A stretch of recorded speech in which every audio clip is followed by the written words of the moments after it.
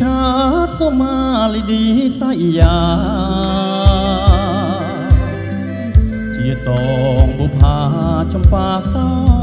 ភីភ្នំពេញត្រយអាយសង្សាយគុនធីដេកជ្រោយចង្វាជាឋានមេត្រីសូមព្រះជាម្ចាំងដាក់សិលវេទមន្ត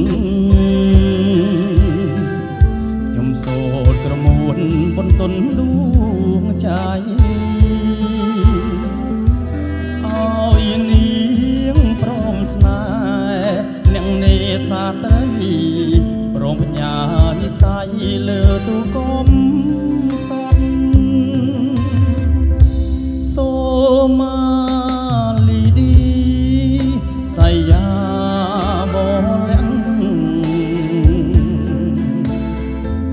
គ្រាន់បានយល់ភាំងចាំចិនប្រតវត្តបងលួចមើលស្រីរាល់ពេលកំណត់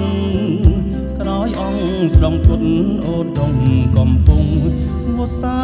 ទឹកជន់គ្រាន់បានយល់ភាំងឥឡូវទឹករាំងទូឆ្ងាយបងក៏ទាំងនាងលីច្រយទូឆ្ងាយកំពុងអនិច្ចាមេគង្គដល់ទាស្នេហ៍ខ្ញុំ